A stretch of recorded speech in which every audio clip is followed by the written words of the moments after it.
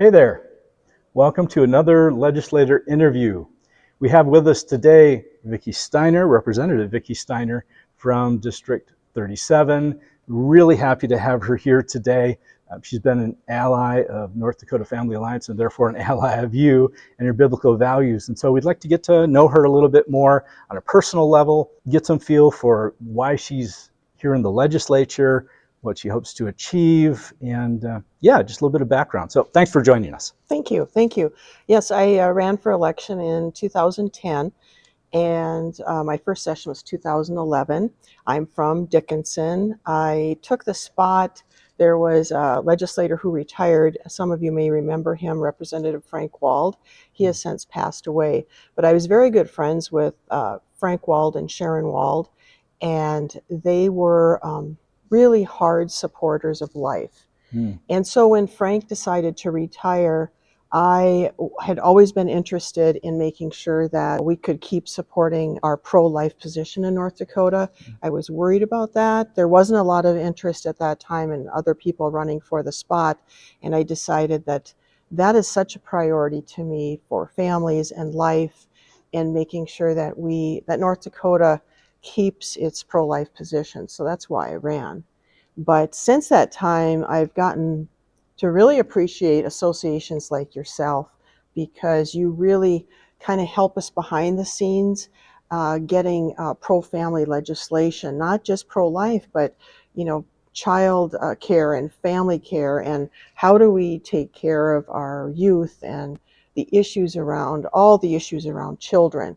And you help put them in different arenas and buckets and issues, and I really appreciate that a lot, because sometimes as a legislator, you might feel like you're somewhat alone on some issues, especially when it comes to faith. Yeah. And so there's a lot of push in the legislature to ignore faith, and I think that we have to remember that our founding fathers, while they might not have said the word Christian, I think there's a lot of assumption in the Bill of Rights that there is a deity and that we have a creator. And they didn't write the word Christian or God, but they did write creator, and they did recognize faith. I think it was just assumed so much that they didn't spell it out. So I think sometimes with modern legislative bodies, they're like, well, are we really have to follow, Christian moral values? And absolutely we do. I mean, the reason you have laws is because people don't follow the laws of good citizenship. I mean, people break them, and that's why you have laws and you have jails and punishment, because we can't rely on people to follow the 10 Commandments, essentially. Yeah. And what a lot of people would argue, well, there are laws and then there's moral code, but they're not really connected.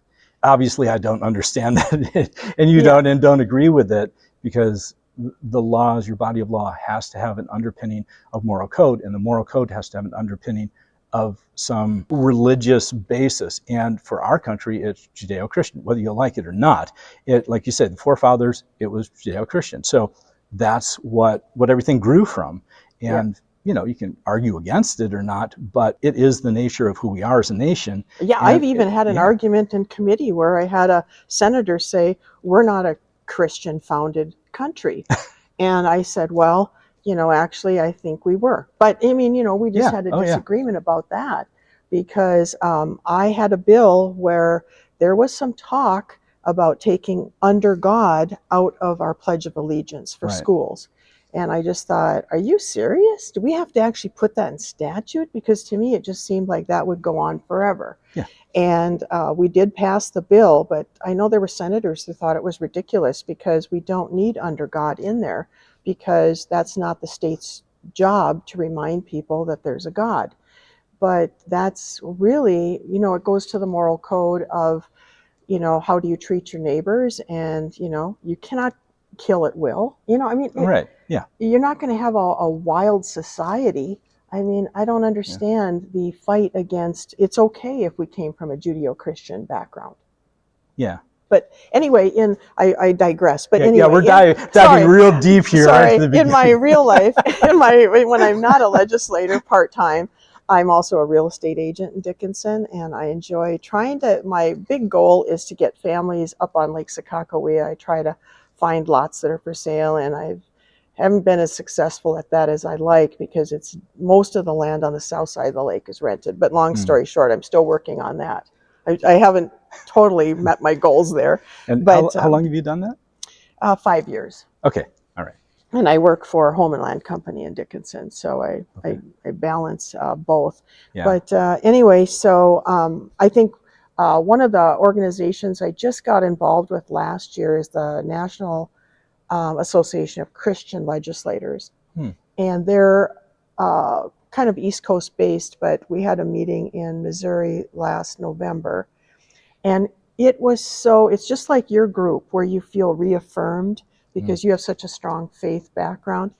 You go there and you see all these states and state legislators who are frustrated with the volume of books that are coming that are inappropriate for children that age on a sexual level.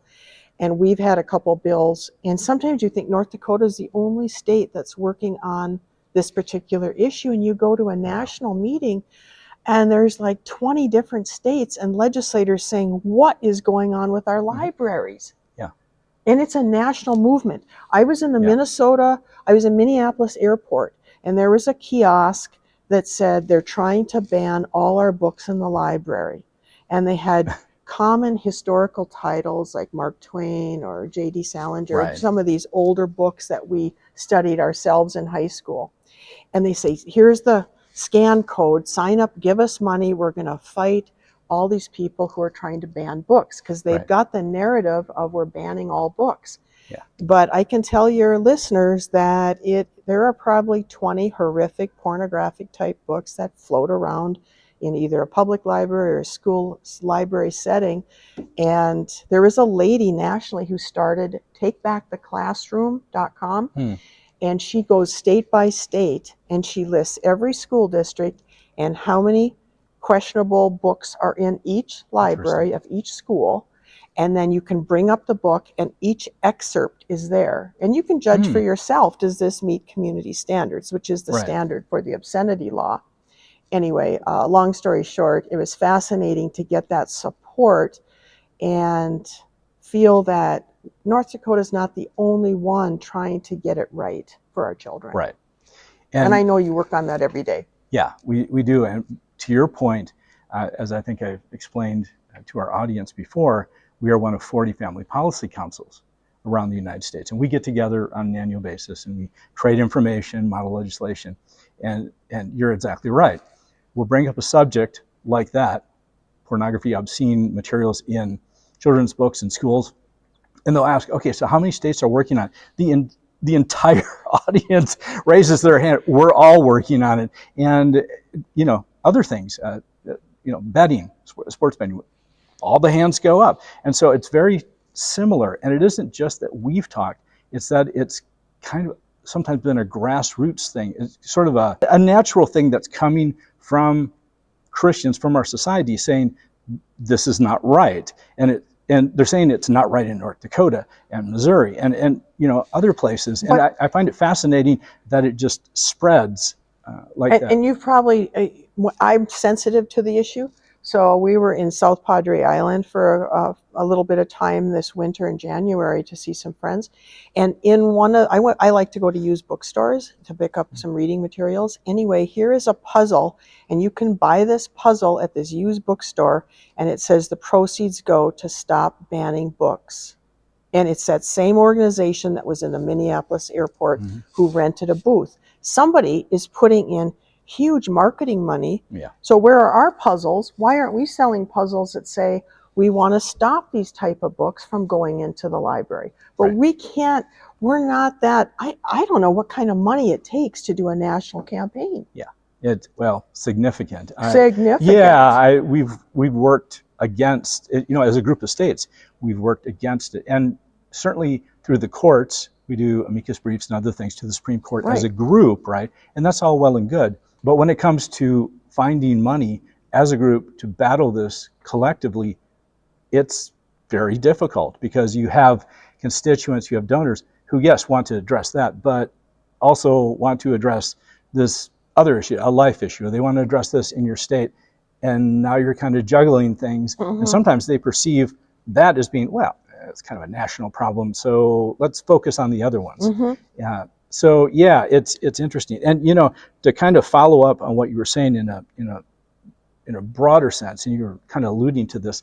First of all, are you Catholic, Lutheran? Catholic. Catholic, okay. I read at church, and I've been a reader there for many, many years. I don't even know, maybe 20. I don't know. Okay, excellent. So how have you integrated that into your work here in the legislature? Now, obviously, on the pro-life side, considering Right. you're Catholic, but also in other areas. How has that sustained you when tough votes came up, or in interacting with other legislators? How you approach that? Well, and I feel government could be more sensitive and compassionate to people that they don't understand government, possibly. And so sometimes I support or don't support bills on how well it touches people and if it really helps them, because government is there to serve. And government doesn't produce anything, people produce things. Right. So I generally support a larger tax reduction than what usually my leaders in the past 10 years or 16 years have proposed, which has kind of put me on the other side of them sometimes. You're a rebel. Because a little rebel on tax, because I always feel like government doesn't spend the money as well as you could spend your own money. Right. So if you want to start a business, I don't think it's my job to say, well, we're going to give a tax incentive for used bookstores because I want you to start a used bookstore. I'm just going to make sure you have more tax return and you can start any business that you think the market needs. Right. So I'm more of a free market. I think government legislators, the longer I'm here, I know we think we know, but I try to back myself out of that and because you kind of get caught up in, well, this is a good project. This is a good project. But I think I try to back myself out and say it'd be better if we just let the taxpayer have more money back. Yeah, no, I totally understand. But that isn't a very popular opinion down here. No, when you're with some people, but not everybody. When you're, I don't know if I'd say you're part of state government, but when you're integrated like this, you take a certain perspective on things. Yeah, and that's even true for us, for lobbyists. I was speaking to another lobbyist not long ago, and we were talking about a problem having to do with adoption. And this is an excellent lobbyist. I really respect him. But he was saying, I don't know how we design a law to do this. And I said, it's not a legal solution. It doesn't belong in the Century Code. This is a marketing solution. But your mind immediately goes to, well, we can do it through the Century Code. Mm-hmm. And it's a little bit of, well, I have a hammer, everything's a nail. And there are a lot of nails out there, and we're really glad that you're there to hammer them in. But yeah, sometimes, to think more broadly, and I can see where that'd be a challenge if you're part of a body like this. Well, and also being part of this body, I notice the longer legislators are here, they start to protect the state first and then the taxpayer. And so that's also caused me to have get consternation from the establishment. If we have a 1.2 billion surplus, let's return half of it to the taxpayer and take care of maybe ongoing costs. And not create new programs but when you create new programs, it gives you something to run on as a legislator. So we have to be careful that a lot of times it isn't. And then the Appropriations Committee, they have a lot more options. I don't serve on that right now. I serve on Finance and Tax. And of course, they get tired of me talking about more money for tax relief. I'd like to see us get rid of income tax, because states that have gotten rid of income tax, I think there are maybe around 10 now, they have seen that young people respond. I mean, young people will move to your state when you completely get rid of it, even though ours is very small. It's just kind of this idea in their head that they still have to pay in. But a lot of legislators that I would consider themselves trying to make sure the state's protected will say with income tax, you can't get rid of it because what if you get in a bad situation and you need to raise it? Well, then you have to be the legislator that brings it back. Right. And that would be horrible. No, it wouldn't, because you should run dollar in, dollar out. Just like, that's what government should be like that. Yeah. And if it is a tough call, it's a tough call. You just do it. Right. But that's not very popular either.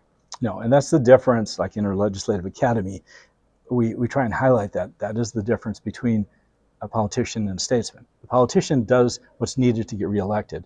The Yes. statesman does Yes. what's good for the constituents and for his district and for the state. And that's a really big difference. It's a motivate. They could do exactly the same thing, maybe. In the end, they may In vote. the end, it could be the same. They may vote the same way on a lot of things, but the motivation is different. And from a biblical standpoint, yes, God is concerned about what we do, but it's the motivation, what's in the heart. Mm-hmm. And so it's interesting how those connect. So let me ask you this, kind of moving to another question. So because you've been here for a number of years, things have changed. Things shift, Mm-hmm. right? Constituents have different perspectives. The makeup of the legislature changes, right? How has it changed from your perspective now that you've been here for a while? Either the way the legislature looks or the kind of bills that are introduced, any way that stands out to you. Well, I think sometimes there's bills where I think it's just common sense. Like, for example, we're going to say under God in our pledge, and you have to have it because people are changing their view on, faith and where we come from, where our roots. Yeah. And then I think people are much more politically interested, and I think maybe because of social media they feel more connected, like maybe President Trump wants their advice, but they will call me and say, I think the feds should be doing this, I think you should have legislation that would change what's going on in Congress. And when you explain, well, I'm a state legislator, they're like, well, what is that? I mean, why can't you? And I'll say, well, I'll call the congressional offices on your behalf and Right. ask for that to be changed. But people are more agitated. The vitriol some of my fellow legislators get, and I'm sure I'll get it too, but I just, maybe I don't even pay enough attention to my emails to know I'm getting them. But I heard last night, one of my Senate friends had said that when she voted against the school lunch bill during the special session, she had several people who emailed her and told her that she needs to stop eating lunch because she's fat. And I was just like, are you kidding me? Because when I started in 2011, my first session, people were very kind and very respectful of legislators. And that's not, now they just go on social media and just say, well, that's stupid, you're stupid. And then Right. someone else comments, yeah, I think she is stupid, It builds, and it builds from there, and I don't know how helpful that is. I'm sure you'd like your people to be more involved. And actually, I'm working on some family type legislation to make sure that we can take care of children who are maybe removed from parents who are on drugs, and Right. making sure that they get a safe place to land. And Yeah. that's where your faith comes in, because Yes. where you can bring people a better life, or faith, or what faith does is bring you peace and closer to our true roots with God. That's of interest to me. Yeah. And last session, it was tough for legislators. Some of the feedback they got was way less than positive, and some just way beyond the pale. And I know it's frustrating for you. It's frustrating for us when we get that. But I think what they don't understand, those on the other side, is we just dig our heels in even more when that happens. We're even more convinced that we should do it. So it actually backfires on them. And after a while, it kind of rolls off your back a little bit. And even to make horrible comments to people, I feel for them, because I know they're saying it because they're so frustrated. But yet, honestly, have they been to a school board meeting? Have they served on planning and zoning? Have you, you don't have to be a legislator to get a lot of good things done in your community. You can serve all different levels of government. Yeah. And sometimes, in a way, those are almost the most important, because when you're on that school board, you can shape the curriculum, you can shape what the kids see, and sometimes that has a greater effect in some ways than even the century code laws in terms of being driven down and implemented. So we're running out of time. I love our conversation. I talk to you all day, Vicky, you know that. But maybe a last question for your constituents and others. What advice would you give them in terms of letting you know how they're feeling on subjects obviously we want them to be respectful. We just talked about that because that's the first step. But if they're emailing you, calling you, what's the way that impacts you the most as a legislator? Because you have precious little time. I mean, you're running around 100 miles an hour. I've seen it. I know it.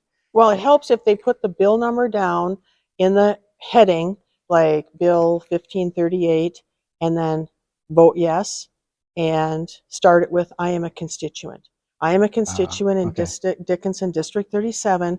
I don't like that. I like this bill because blah, blah, blah. Because I can actually use that on the floor.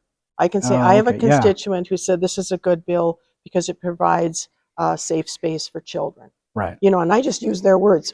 So I have done that where I just relay my constituents to them. Now, if you get some that say no, no, no, yes, yes, yes, I mean, you have 3 of 3. Yeah. Right. But I can also look at my Republican roots, my faith roots, and I have a little bit of thick skin, which has probably left me very positive at this point after 16 years. So I know some people are like, I don't know how to vote, or I feel bad because somebody said something, and I'm like, you do? But you know, and I try to understand why people feel bad about it, but it's just kind of how it is. Yeah. You know, because you can't represent everybody. Not everybody's pro-life. Not everybody thinks faith is important. Right. So I have Democrats in Dickinson who don't want me there. I get that. Yeah. And they come to our town hall at the library and they tell me every time I'm there. But that's just part of it. You just have That's to. fine. They That's can fine. vote you out. And they honestly can run, and if they take me out, then that's what the voters want. Yeah. So Yeah. I'm ready for it. Yeah. You're just being responsive to the people in your district. Yeah. Right. Right. I accept it. Yeah. So any last thoughts, any last words of wisdom for the people watching? Well, I think legislators really do like to hear from you, and I wouldn't be discouraged about contacting your legislator. If you don't hear back from them, it could be they're slammed that day, they're really busy. Try and get their cell phone, make a call, leave a message, text. I would go all 3 ways if they're not responding: email, text, and call. And if you know another legislator they serve with, say, hey, can you tell her I'm trying to reach her? Yeah. And that helps too. Yeah. Because you might not be on your phone or whatever. But yeah, I think stay engaged if you're interested. Some people are absolutely not interested, which is, you know, unusual to me because I find it interesting, but some people don't. And certainly that's very helpful. Thank you. And certainly we as North Dakota Family Alliance try and keep you abreast of what's going on, the important bills to you as fellow Christians. And so if you haven't already, please be on our email list. But the other thing we do is let you know when there's a big bill, right? Like the one you mentioned, or other types of bills. And we provide basically a mechanism for you to contact Vicky and the other legislators. So watch for that. We try and facilitate it because we want you talking to your constituents and vice versa, because that's what makes the democracy, the republic work. If you have members in Dickinson, I really want them letting me know what they like and don't like. Yeah, exactly. You know, but a lot of times if they're happy, you don't hear from them, which is fine too. Yeah, that's true. If you didn't hear from anyone, okay, there's no complaints, right? Okay, well, thank you very much. Really appreciate you being here and taking time out of your busy schedule. You actually have to run to an interim committee meeting, so we really appreciate that you took some time out to do this. So God bless you. Thank you. And thank you for working with us. God bless your group and you, and thank you. Yeah. All right. Take care.